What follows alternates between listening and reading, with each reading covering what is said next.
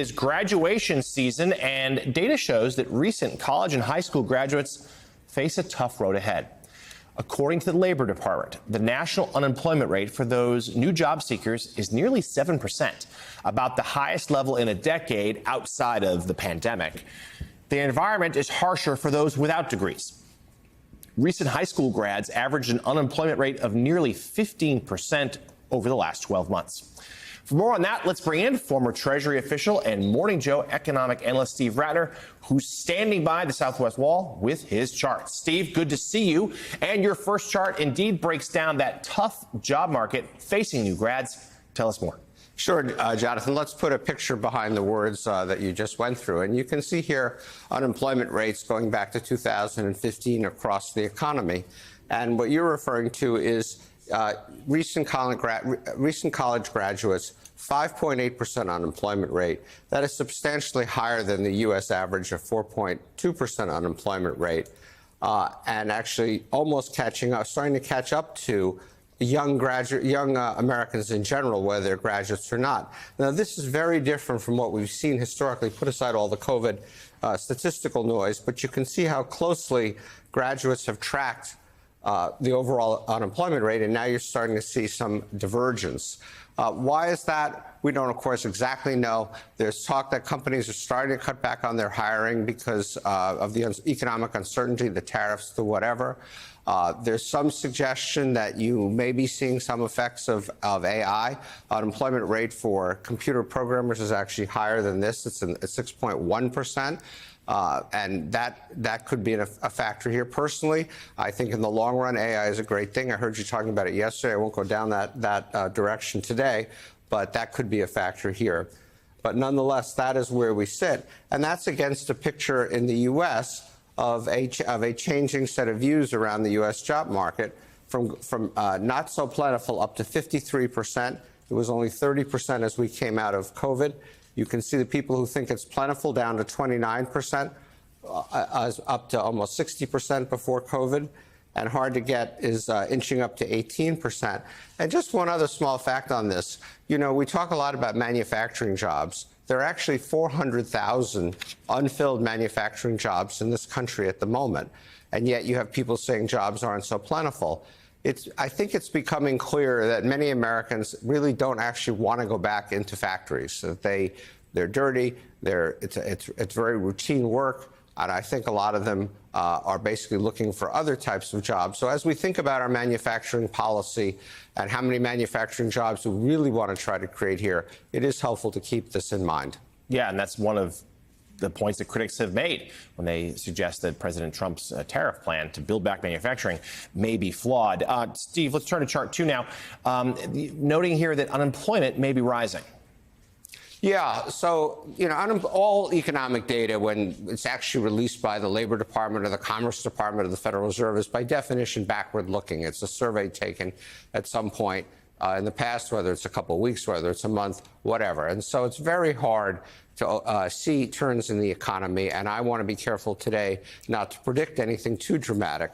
But there are a couple things that are worth pointing out, which is that consumers who see the job market, of course, every time they go in looking for something, have become reasonably pessimistic themselves about the expectation of finding a job in 3 months if you lose one now. Only 51% believe that. And again, if you leave out the COVID stuff, you have to go all the way back to 2014 when we were still really coming out of the financial crisis to see that number down at the same level as it is today. So a lot of pessimism there. In terms of hard data, there is one statistical series, and again, I don't want to put too much weight on it, but I do want to mention it. Every week, people who are unemployed file for new unemployment insurance, and the Labor Department releases those numbers almost in real time. They're very current numbers. It's 1 week at a time, so the numbers are very squirrely, and therefore you have to be careful about predicting. But if you look at it across a 4-week average, so you smooth out some of the squirreliness, what you see is actually in the last few weeks, the average number of people applying for new unemployment insurance, i.e. people who recently lost their job or left their job, has gone up pretty substantially. It's back to where it was in early 2023. Again, I want to be careful about making too much of this, but this is the kind of early data that economists look at when they start to as they're trying to figure out which way the economy is likely to go. Okay, Steve, I'm going to show that first chart, by the way, to my son, who is a recent graduate in marine engineering and has applied for hundreds of jobs and can't get one, in the same situation with friends of his.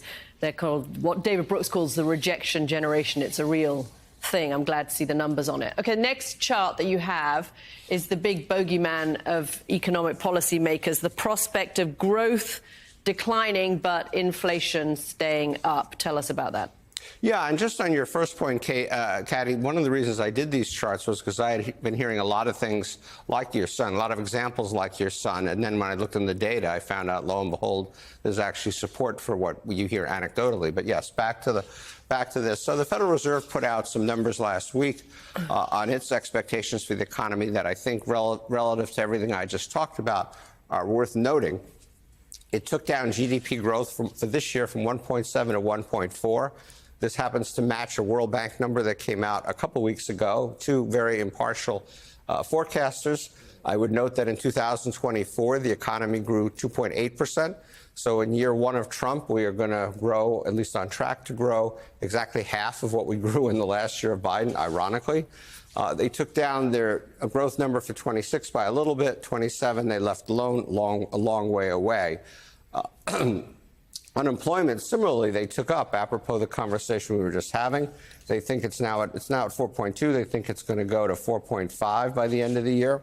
And these are changes from their last projections just 3 months ago. So this is how much the Fed is now a little more concerned about the economy than they were 3 months ago. And then even a bigger gap in unemployment in 2026.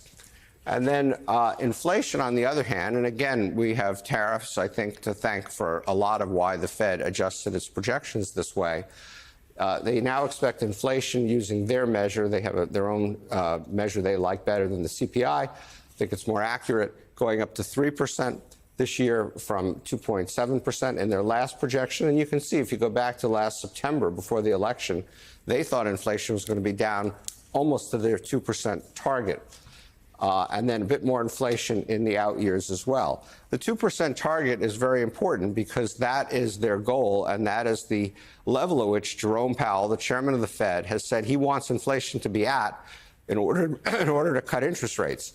And so the Fed left its interest rate forecast for this year unchanged, which assumes a couple of 25 basis point or 1/4 of a percentage point cuts at the end of the year.